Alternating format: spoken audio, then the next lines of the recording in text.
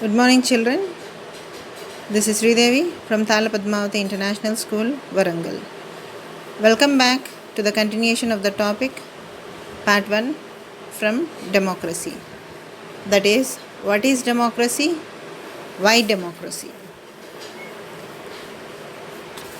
In the previous class, we heard that there are particular features which gives the importance of democracy in a country. We heard about the third point. Now let us know the fourth feature of the democracy and its importance. In this feature, it is mentioned that a democratic government rules within limits set by constitutional law and citizens' rights. For better understanding about this feature, let me tell you with an example. In Zimbabwe, it is one of the South African countries located in the African continent. At present, Harare is the capital of Zimbabwe. Zimbabwe is completely filled with forest and mostly of tribal people comprises over this area. And tribals are of many tribes. Each tribe used to have their own land, and they were not at all civilized compared to the Indians. As a result, the British have completely settled in this country and made Zimbabwe as their place, under their control, as their home, to say exactly. They have settled their life in Zimbabwe. The Britishers who have settled in Zimbabwe has considered as white, and the tribal people were considered as blacks based on their color. The white people completely discriminated the blacks, known as untouchability, and racism was mainly practiced by the whites. So the whites in Zimbabwe were holding the power in this country for a long time. And as a result, in the year 1960, the Zimbabweans were united together and formed a union called as Zimbabwe African National Union. The most prominent leader of this union was Robert Mugabe. This man fought for the black, and he didn't want the whites to be in the power. As a result, he gathered all the Zimbabweans that in the local people and fought against the whites. Most of the local people followed the Robert Mugabe. So therefore, we call it as Rhodesian War, which means a fight against whites by blacks. This war continued for around 22 to 25 years, and there was an agreement between whites and blacks, and the blacks finally won the independence and had a right to stand in elections. In 1970, Robert Mugabe established his own party named ZANU PF, ZANU PF. And in the general elections in 1970, Robert Mugabe won the elections with a majority and became the Prime Minister of Zimbabwe. Being the Prime Minister of Zimbabwe, he did many good things for the country and the people. Robert collected the land properties from Britishers and gave to the blacks. Later, he became the President of Zimbabwe due to the changes in the constitution. Robert was one of the supreme leader after a period of 20 years. Initially, Robert used to give the whites property to blacks. As a president, he forgot that whites were also the citizens of Zimbabwe. As a result, in 2001 and 2002, the fights between whites and blacks resulted, and Mugabe feared that he may lose the power in the next elections. So Robert Mugabe completely lost the support of Zimbabweans during the next elections. Robert Mugabe created a lot of mess and made the elections violated. He also made everyone to vote for him.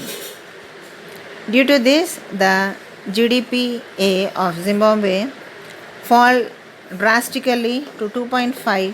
At that time, single apple cost was rupees 60 to 70. Due to this, many people left to starvation, and starvation made everyone face death. Like this, for every election until 2017, he made all the citizens of Zimbabwe to vote for him. The opposing persons, few members of his own party were killed by him. Media was suppressed to say positively about Mugabe. With all such activities, Robert Mugabe lost his value and power from the people of Zimbabwe. Everyone were against him in the country. And finally, all the party members made Mugabe to completely step down from power. The members of ZANU party was fed up with Robert. At present, Emerson of Zimbabwean party is the president of Zimbabwe. Similarly, there are some conditions that apply to the way of government that run after the elections. A democratic government cannot do whatever it likes simply because it won the elections. So therefore, this fourth feature of democracy gives us that the democratic government rules within limits set by constitutional law and citizens' rights. Now, let us know about why democracy, arguments against democracy. So, arguments against democracy are like we shall listen some more informations about the arguments based on against democracy, which will force us to decide that we should not follow democracy. The leader changes continuously in democracy, which may finally leads to instability. Yes, it is exactly true. When we talk about the leadership changes in democracy, we have a procedure that through a smooth process in elections, we will have the defeat of ruling party, which may ultimately result in the change of the leadership. So, a change in the leadership happens, that means the previous government might have planned certain major steps to develop the country, or certain practical projects to be initiated which has been during that time, but may not be liked by the other coming party which is into the party. So automatically that would lead to the dismantling of the previous project. So here we can say it can cause instability for the economy. So democracy is always political competition, and it would be a power played in democracy, and we do not find any true and genuine leader. We find the leader who always are in competition with the political parties and always want to achieve the political power. So the political competition is always found in democracy. So how can we say that democracy is a true power or a true people's government and a strong argument against democracy? This would be agreeable with the comment as argument against democracy. Thirdly, here the point is in democracy, we have people's representatives in many, be either the presidential or parliamentary form of government, where every policy has to be discussed thoroughly and it has to be ensured that everyone understood, and the people's representatives, a continuous deliberation happen, a consciousness, and have to be reached, and finally you come to one set of note that you declare this particular law has to be passed by the parliament or the court when we take a particular decision related to the development of the country based on people.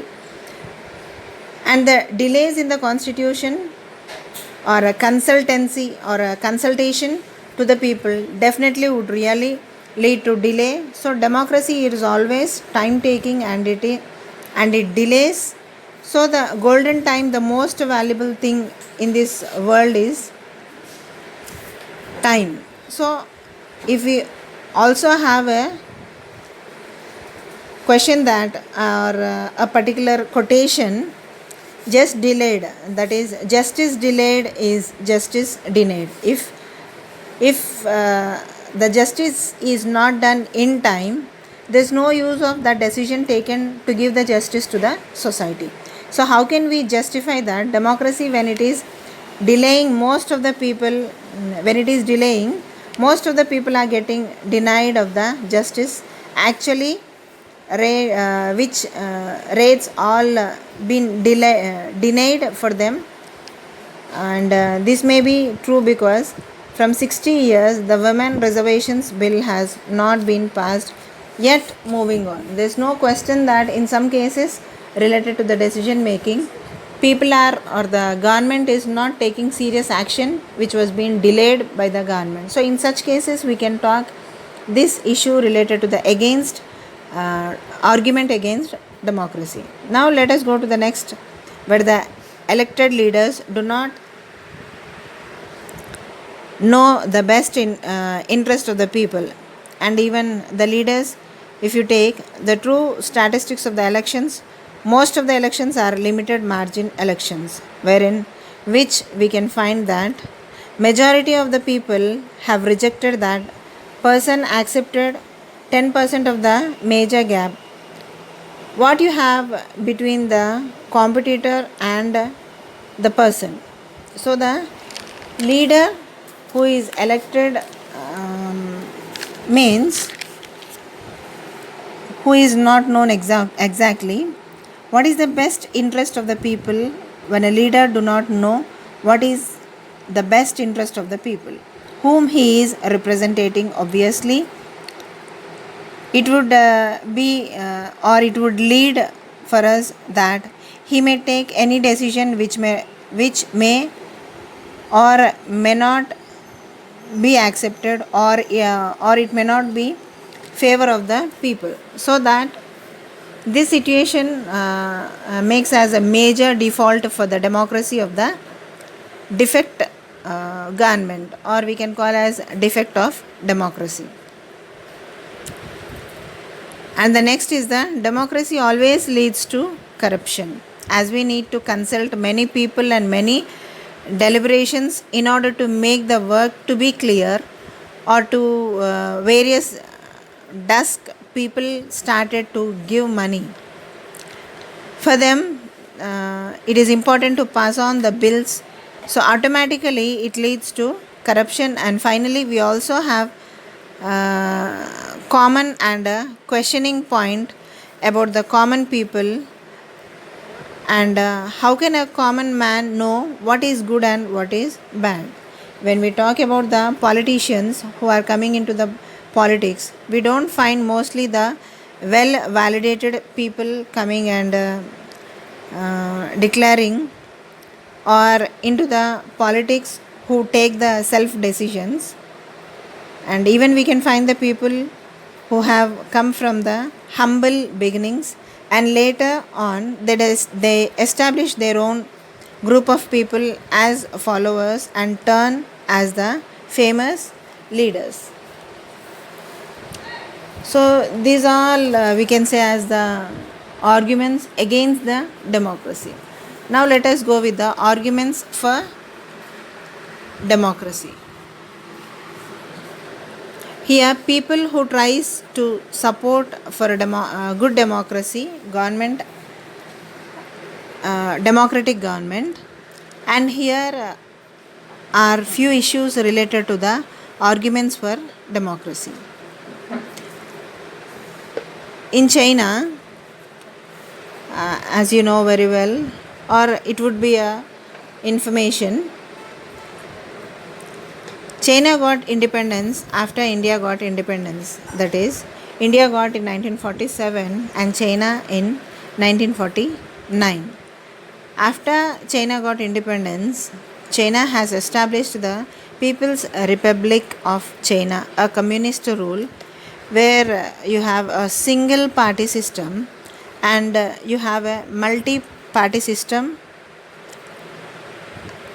and only communist and allied parties are allowed to contest, and there is no opposition to this party.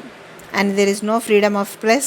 And even when it come to India, there is multi-parties system, free and fair elections. There is a fullest freedom for the press. There is no such restrictions of press in India. So as you all know very well how the limitations are being kept in China compared to India. China has experienced a very severe famine during 1958 to 61. It was literally a very sad to say that 3 crore people died. But still Chinese economy was better than Indian economy. Indian economy was not that better than China, though there was no such famine faced by us. No such major famines were occurred in our country. Yes, of course, there were famines during 1965 to 68 in India. During such famines, when compared to China, we did not face any such massive famine like China maybe. But of course, we too were being experienced with such famine situations in our country also. But the difference I would like to say is what may be the reason. Before that, what may be the reason when compared to these two places? There's a lot of difference. So the reason is in India, the oppositions which is so strong and it always raise voice.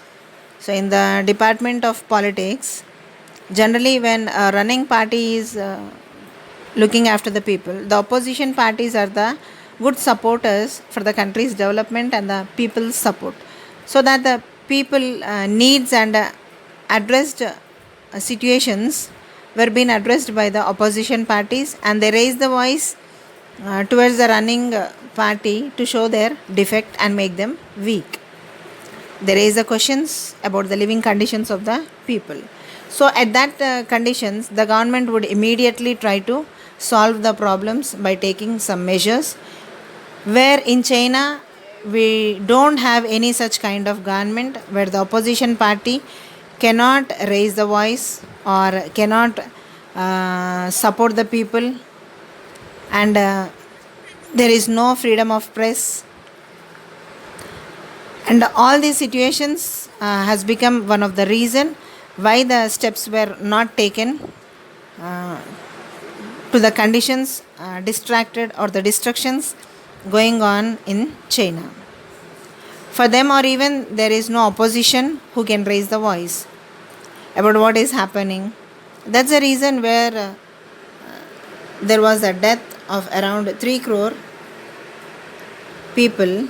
So good opposition is always important to have a true democracy. And where there is no opposition, there would be no question of demanding, or situations cannot be raised. So there would not be any raise of voice. Now let's go to the final topic about the broader meaning of democracy. Here when we talk about the democracy, a large number of people are involved. Practically and physically, it is impossible for a country like India to gather all its people of more than 120 crores, to collect them, to discuss the issues, and then finally come on the conclusion. It is a big task, or is completely a heavy task and impossible to the government. So most of the government run through representatives. People elect them, their representatives, through elections on behalf of the people, and would present their views as people's views. The representatives are the whole and soul decision makers on behalf of the people opinion and on behalf of the people decisions. Even if we gather also, the people may not be interested, may not be skilled enough, because every person has his own taste, likes and dislikes of his own choice or her own choice. So all also must be considered when we talk about democracy. And when we go to the other point, this is a time taking decision. Here, let me tell you, when we refer to a family, when we take a decision in a family, all the family members are consulted and their opinions are taken and respected and then finally concluded, and a final decision has been considered. So in the same way, democracy is very good, and the decision making is also very good until it goes on basis of consultation of people with equality. Maybe it would be positive or powerless, strong or weak. Everyone's voice must be heard. Everybody's question has to be accepted. Everybody's support has to be taken. Everybody's willingness and unwillingness must be taken with equality, and good decision making must be done, so that any further mistakes cannot be done, or else a democracy to a particular country may be in a smooth manner when everything is considered from all the people in the society or in a country. So finally, idealism is to be like when we think that the country depends not on justice, not only on justice, not just what the rulers do, but mainly on what as citizens we have to do it. This is what distinguished democracy from other governments. Other forms of government like monarchy, dictatorship, or one party rule do not require all citizens to take part in politics. In fact, most most non-democratic governments would take citizens not to take part in politics, but democracy depends on active political participation by all the citizens. That is why a study of democracy must focus on democratic politics. Thank you, children. I hope everyone understood.